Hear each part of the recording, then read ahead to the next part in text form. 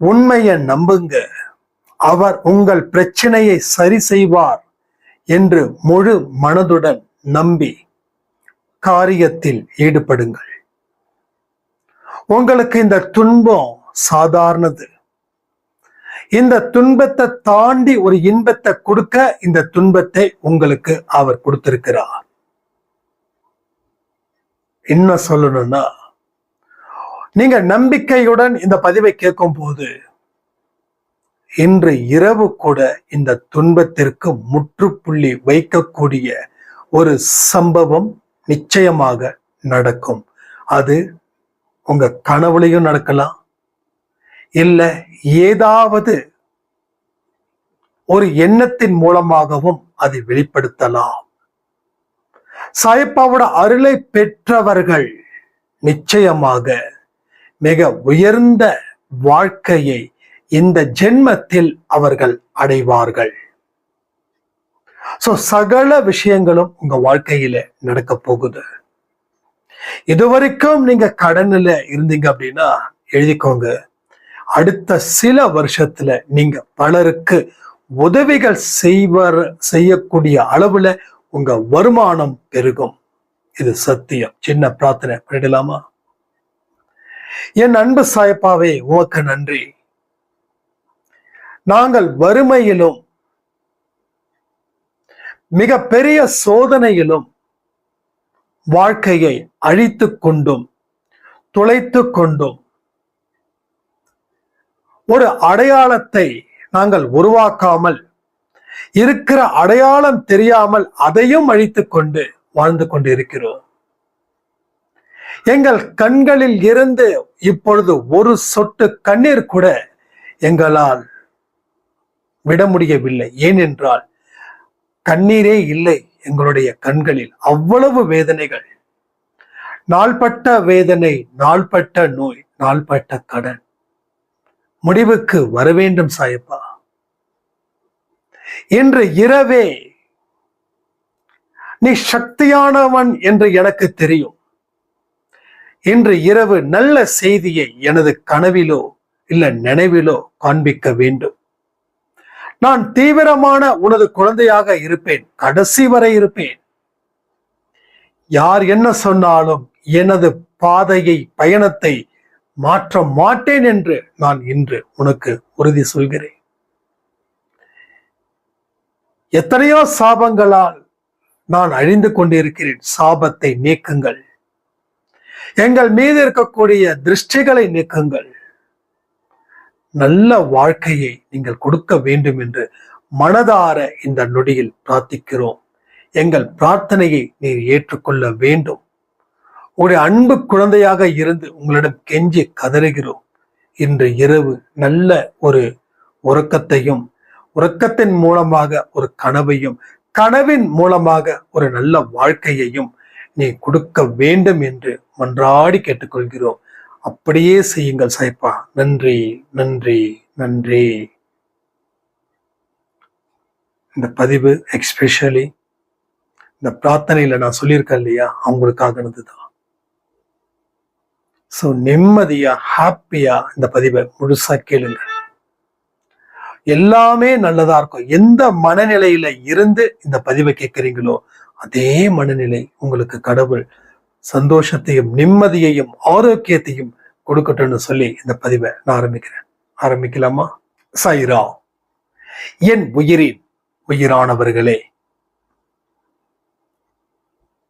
இனி உங்க வாழ்க்கையில பெரிய மாற்றம் ஏற்படும். எப்படின்னு சொல்லி கேக்குறீங்களா? ஏன்னா இவ்வளவு நாள் நம்ம உழைச்சிருக்கிறோம், நாம நல்லவர்களா வாழ்ந்திருக்கிறோம். நம்மள அவர் எப்பொழுதும் கைவிட மாட்டார். ஒரு சிறப்பான வாழ்க்கையை அவர் கொடுப்பார்.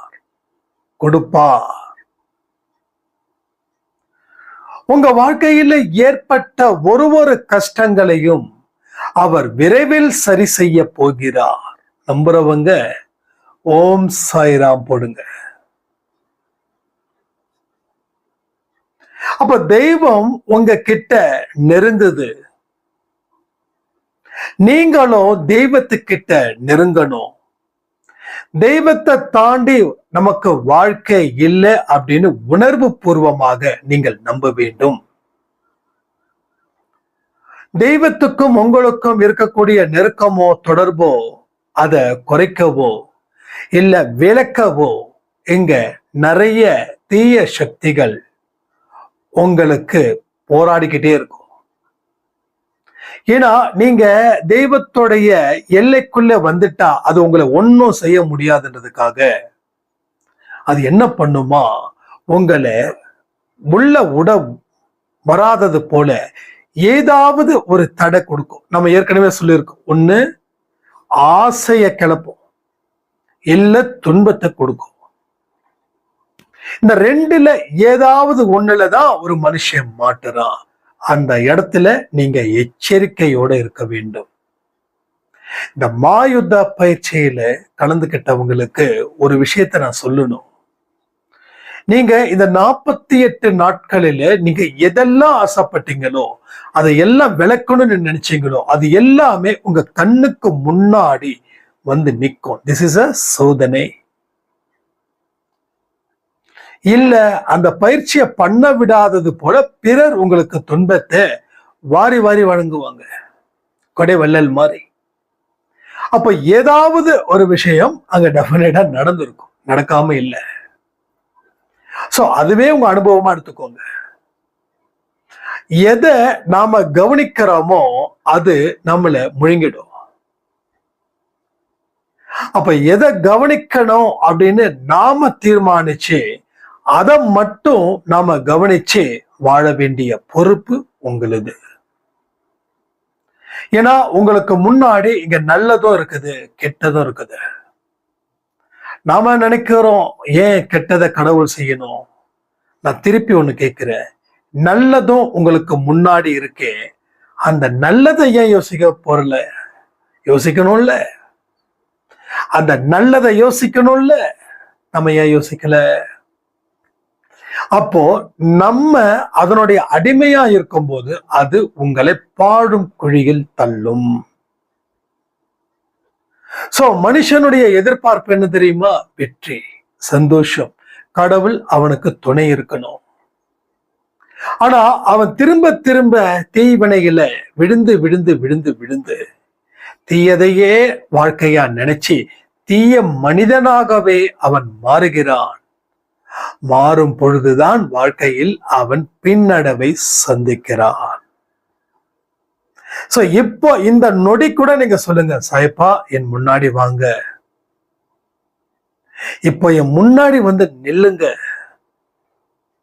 தயவு செய்து வந்து நில்லுங்க. கண்களை மூடி ஒரு மனநிலையில இருந்து நீங்க கேட்டீங்க அப்படின்னா கண்களை மூடின உடனே அந்த தரிசனத்தை நீ காண்பாய். அந்த தரிசனத்தை உன்னால் பெற முடியும். இதை உறுதியாக நம்பு. நம்ம நம்பிக்கை எப்படிப்பட்டதோ அப்படிப்பட்டதுதான் வாழ்க்கை. இது நான் புதுசா சொல்லல, நீங்க புதுசா கேட்கல. உன் மனசு எங்க இருக்கோ அதுதான் உன்னோட வாழ்க்கை. உன் மனசுல இருக்கக்கூடிய வார்த்தைகள் தான் பாவம் வாழ்க்கை. உன் கூட யார் யாரெல்லாம் இருக்காங்களோ அவங்கதான் நீ. சோ இத மாத்தணும் அப்படின்னு மாத்திடு, யோசிக்காத. எவைகள் எல்லாம் தீயவைகளா இருக்குதோ அதை அகற்றுவதுதான் புத்திசாலித்தனம். அதை முழுவதுமாக அகற்றிவிடு, இல்லைன்னா நெருப்பு எரிஞ்சிடும். நெருப்பு நல்லதுதான், அதுக்காக அந்த நெருப்பு பக்கத்துல நம்ம நிக்க முடியுமா? தண்ணி நல்லதுதான், அதனால நீச்சல் தெரியாத குளத்துல குளிச்சிட முடியுமா? சோ உங்க வாழ்க்கையை அவர் உறுதிப்படுத்துகிறார். எது வச்சின்னா உன்னுடைய நடவடிக்கைகளை வைத்தும் நீ வணங்கும் தெய்வத்தை வைத்தும் அவர் உங்க வாழ்க்கையை முடிவு பண்ணுகிறார். நீங்க எந்த தெய்வத்தை வேணாலும் வணங்குங்க, ஆனா அந்த தெய்வத்தின் மீது நம்பிக்கையுடன் வணங்க வேண்டும். ஏன் இறைவா சேனலை நம்ம உருவாக்கி இருக்கோம்? நம்ம அன்பை சாய் குடும்பம் அப்படின்றது எல்லா இடத்துலயும் போய் சேரணும். இன்னைக்கு விஷ்ணு சாய் ஜீசஸ் பத்தி பேசியிருக்காங்க. ரொம்ப ரொம்ப சூப்பர். அது ஸ்டேட்டஸ்ல வைக்கல, நான் இந்த வீடியோ பத்தி முடிஞ்சதுக்கு அப்புறம் வைக்கிறேன். ரொம்ப நல்லா இருந்தது. ஜீசஸ் நம்ம கூட எல்லா கடவுளையும் தாறுமாறா விரும்புங்க. ஏன் ஒரு மனுஷன் மேலதான் அளவு கடந்த பாசத்தை குருட்ட நம்பிக்கை வைக்க முடியுமா? இந்த மனுஷங்கிட்ட வச்சதை இந்த தெய்வத்துக்கிட்ட வச்சிருந்தா இந்நேரம் வாழ்க்கையில எங்கேயோ நீங்க போயிருக்கலாம் தெரியுமா? நல்லா யோசிப்பாரு. நீங்க யாரெல்லாம் நினைச்சு இறங்குனீங்களோ, ஒரு மண் குதிரை கடல்ல இறங்குனா என்ன ஆகும்? அந்த மண் குதிரை மண்ணா போயிடும். சோ நாமளும் மண்ணாதான் போயிட்டோம். மனிதனை நம்பி நம்பி நம்பி குருட்டு நம்பிக்கை வைத்து அவனை நம்பி நடுத்தெருவில் நம்ம நிக்கிறோம். பட் அவனுக்கு பதிலா தெய்வத்தை நம்பி இருந்தீங்கன்னா மாளிகையில் இருப்பீங்க, நடுத்தெருல நீங்க நிக்க மாட்டீங்க. சோ வாழ்க்கை எனக்கு நிறைய பாடத்தை கற்றுக் கொடுத்தது. எல்லாரையும் அன்பு வை, எல்லாரும் மீது நம்பிக்கை வை. ஆனா யாரையும் முழுக்க முழுக்க நம்பிடாத. இவர் இல்லை என்றால் என் வாழ்வு இல்லைன்னு எந்த மனுஷனுக்கும், எந்த பொருளுக்கும், எந்த புகழுக்கும், எந்த பணத்துக்கும் நீ அடிமையாயிடாத.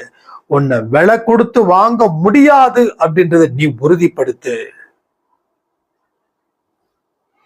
இதனாலதான் நான் வாழ்க்கையில நல்லா இருக்கு அப்படின்னா அதை உடனே தூக்கி எறிய நான் ரெடி. அது நம்மால தூக்கி எறிய முடியுமா? அது தூக்கி எறிய முடியும். இப்போ உங்க மனசு இன்னும் பக்குவப்படல. பக்குவப்பட்ட மனசுல எல்லாமே இங்க நடக்கும். அப்ப பக்குவப்பட்ட மனசுக்குள்ள சாயப்பா அரியணை போட்டு கால் மேலே கால் போட்டு உட்கார்ந்து உங்க வாழ்க்கையை முறைப்படுத்துகிறார், செம்மைப்படுத்துகிறார். என் வாழ்க்கை துன்பத்திலே போகுதுன்னு சொல்றீங்களே, இல்லைங்க, இப்ப சொல்லுறேன் பாருங்க. துன்பம்ன்றது இருக்கு. ஆனா இங்க அவரை நம்பி வாழ ஆரம்பிக்கும் போது அந்த துன்பம் தான் அது எண்டு. இப்ப கூட நீங்க அவரை நம்பிட்டீங்க அப்படின்னா இதுதான் உங்க வாழ்க்கையில இருக்கக்கூடிய கடைசி துன்பமாக இருக்கும். இதற்கு பிறகு வருவது எல்லாம் வெற்றி, வெற்றி, வெற்றி. உங்களுக்கு நம்பிக்கை இருந்துச்சுன்னா இத கமெண்ட் பண்றீங்களா? இன்று இரவு என் துன்பம் முடியும், இன்று இரவு என் துன்பம் முடியும், இன்று இரவு என் துன்பம் முடியும். நம்பிக்கையுடன் ஒவ்வொரு நாள் இரவும் இதை சொல்லுங்க. சில இரவுகளிலே உங்க துன்பங்கள் முடிவுக்கு வந்துடும். உங்க துன்பங்களை அவர் நிச்சயமாக அழித்து விடுவார் தனது சூலாயுதம் என்ற ஆயுதத்தை வைத்து.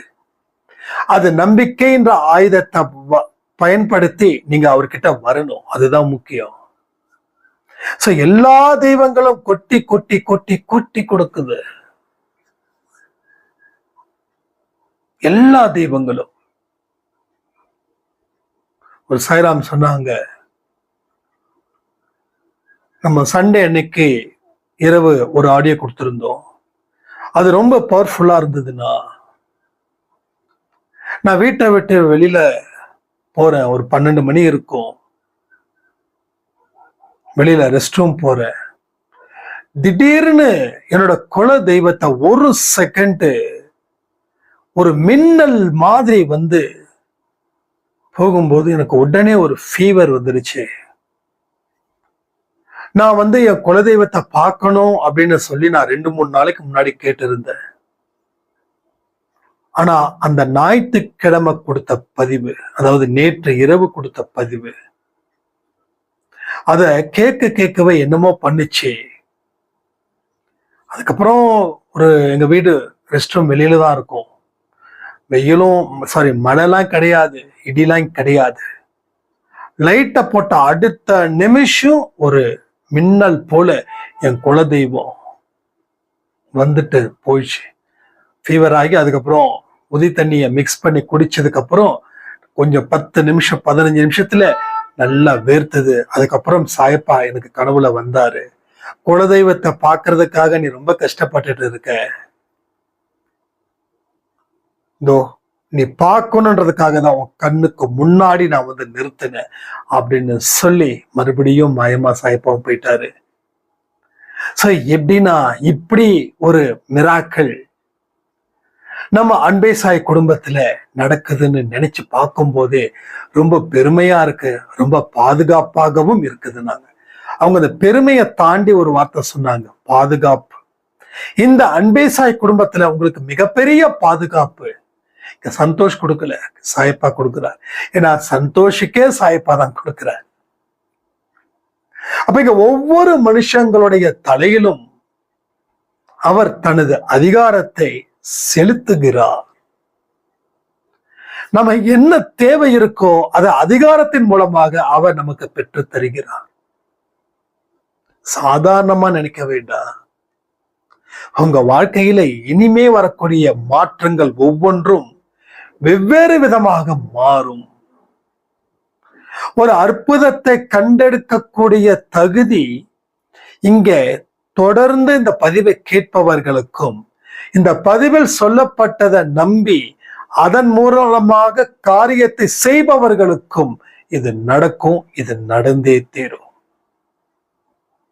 நிறைய மிராக்கள், நிறைய மிராக்கள்.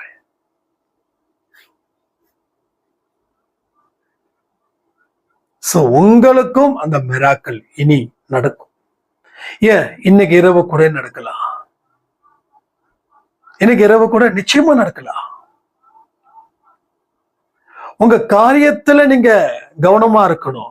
உங்க காரியம் செய்யும் பொழுது கடவுளை நினைத்து அந்த காரியத்தை செய்துவிடு. அந்த காரியம் உனக்கு தோல்வியை கொடுத்தாலும் அந்த தோல்வி உனக்கு வெற்றியா ஃபியூச்சர்ல மாறும். உடனுக்குடன் வெற்றி இங்க இல்லை. பல தோல்விகள் வந்தாலும் உனக்கு வெற்றி உறுதிப்படுத்துவது நிச்சயம். இந்த தோல்விகள் வருவதற்கு காரணமே உன் எதிர்காலத்தில் நீ பெறுவதற்கு உண்டான வெற்றிக்கான முதல் படிதான். தோல்வியை தயவு செய்து யாரும் அவமதிக்கவோ அது அவமானம்னு நினைக்கவோ வேண்டாம். ஒரு தோல்வியின் மூலமாக நாம துவண்டு போயிடக்கூடாது. தோக்குறவன் எல்லாம் சக்தி இல்லாதவன் இல்லை. கடவுள் இந்த ஒரு வெற்றியை கொடுத்தா இவன் இதோட நின்றுடுவான். அதனால இந்த தோல்வியை கொடுத்தாதான் அவன் அடுத்த ஒரு விஷயத்த எதிர்பார்ப்பான், அடுத்ததை செய்வான். அதுல அவனுக்கு வெற்றியை கொடுக்கணும். 2015 அந்த 17 or 18 வரைக்கும் படு தோல்விகள். நான் கேட்டது நார்மலான ஒரு லைஃப். அப்போ நார்மலான ஒரு லைஃப், 3 வேளை சாப்பாடு, ஏதாவது ஒரு வேலை. ஏன்னா அந்த அளவுக்கு நிலைமை ரொம்ப மோசமா இருந்தது. அந்த நேரத்துல ஒருத்தவங்க யாராவது வந்து, தம்பி நீ 2020க்கு மேல நீ கோயம்புத்தூர்ன்ற பெரிய ஊர்ல இருப்ப, சந்தோஷமா இருப்ப, உனக்கு லட்சக்கணக்கானவர்கள் சொந்தமாக இருப்பார்கள், கண்டிப்பா கடவுள் உன்னை அந்த இடத்துக்கு கொண்டு போகிறாரு, நீ காத்துருன்னு சொன்னா, கண்டிப்பா என்னை யார் சொன்னாங்களோ அவங்க என் பார்வையாலேயே எரிச்சிடுவேன். ஏன் தெரியுமா? சோத்துக்கு வழி இல்லை. அடுத்த வேளை யாரு கதவை வீட்டுல தட்டி என்ன அவமானப்படுத்துவாங்களோன்னு தெரியல.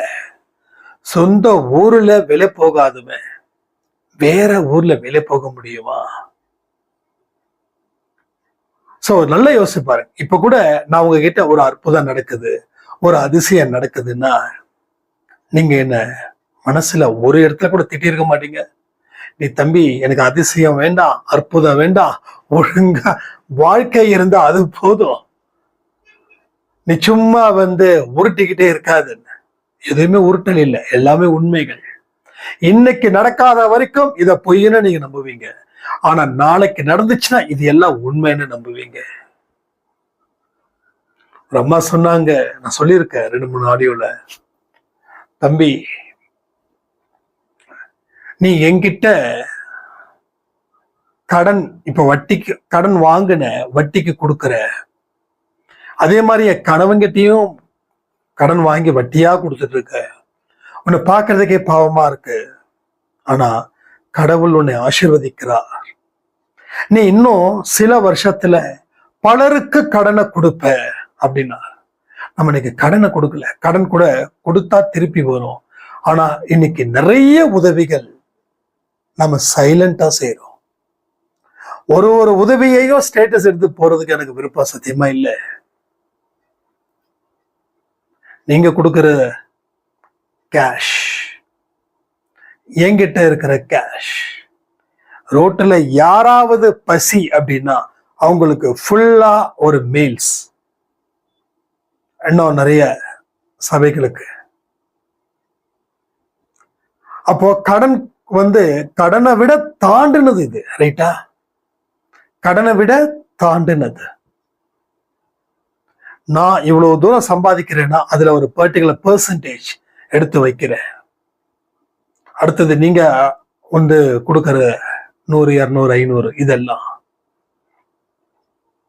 சோ ஒரு நாளும் ஒரு உதவிகள். எவ்வளவு நல்லா இருக்கு, எவ்வளவு ஆனந்தமா இருக்கு. சோ இதுதான் நம்ம வாழ்க்கை. அதனால இன்று இருக்கக்கூடிய துன்பத்தை நினைச்சு நாளைக்கு நடக்கக்கூடிய சந்தோஷமான வாழ்க்கைக்கு இன்னைக்கு இப்போ இந்த நேரத்துல சாய்பாவுக்கு நன்றிகளை சொல்லி நம்ம இந்த பதிவை முடிக்கலாமா? சோ கவனத்தோட இருங்க. வாழ்க்கைன்றது உங்களுக்கானது. அற்புதத்தையும் அதிசயத்தையும் பெறுவீர்கள் சொல்லி இந்த வீடியோ பதிவை நான் முடிக்கிறேன். ஜெய் சாய்ராம்.